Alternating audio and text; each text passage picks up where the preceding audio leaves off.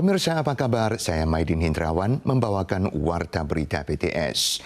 Sebuah sindikat penipuan ditemukan merekrut PMA Kaburan sebagai anggota, menipu transfer uang PMA lain untuk melewati proses pencucian uang di luar negeri.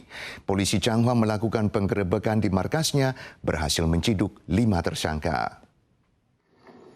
Di bawah bantuan petugas pemadam kebakaran, polisi membongkar pintu dan menciduk anggota sindikat penipuan yang bersembunyi di toilet, termasuk seorang pekerja migran.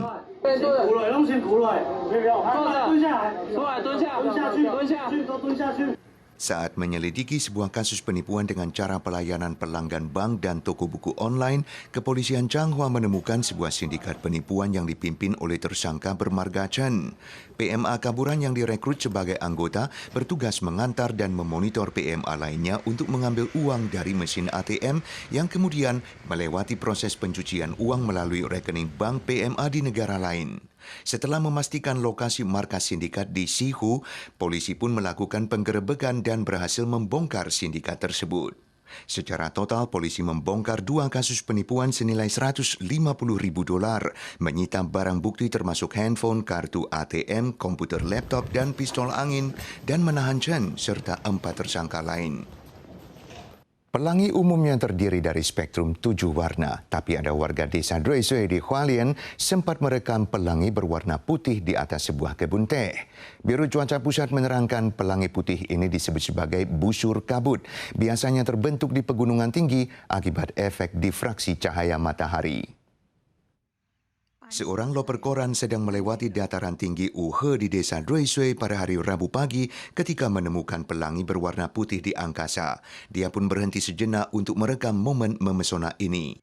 我送报35年了，真的是很少见，而且今天又是24节气的大雪，看到白色彩虹真的很幸运。 Dilihat secara sekilas, pemandangan menakjubkan ini mungkin dianggap sebagai kabut. Tapi CWB menjelaskan pelangi putih ini disebut sebagai busur kabut. Terbentuk saat kelembapan lebih rendah dari 0,05 mm sehingga efek difraksi cahaya menutupi warnanya menghasilkan pelangi berwarna putih.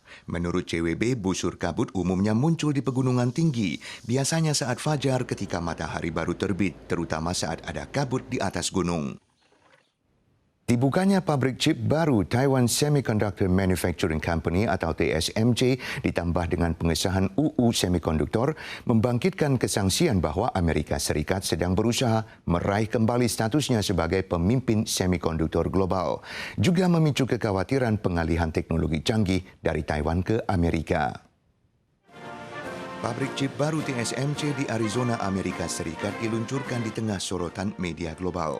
Namun, rencana meningkatkan teknologi fabrikasi chip 5 nanometer menjadi 3 nanometer di pabrik itu telah memicu kesangsian pengalihan teknologi canggih TSMC ke Amerika Serikat. Menurut agenda, fabrikasi chip 4 nanometer di Arizona akan memasuki tahap produksi massal pada 2024. Untuk 3 nanometer 2026, nilai investasi total $40 miliar Amerika. Sedangkan di Taiwan, fabrikasi chip 3 nanometer telah memasuki tahap uji coba produksi massal pada paruh kedua tahun ini, sementara pabrik chip 2 nanometer sedang dibangun dan pabrik chip 1 nanometer sedang direncanakan. Ada pakar khawatir pengusaha rantai pasokan yang diundang untuk turut berinvestasi demi penghematan modal mungkin direkrut dengan harga tinggi oleh headhunter atau bahkan terjadi pembocoran modal fabrikasi.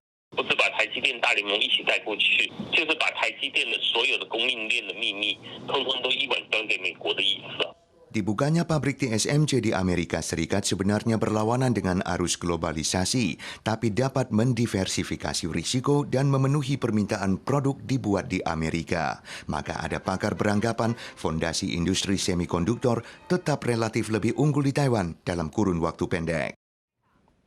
Pemirsa, sekian Warta Berita PTS. Berikutnya mari kita saksikan orang Baduy melepas liarkan burung elang. Semua lagi pekan depan.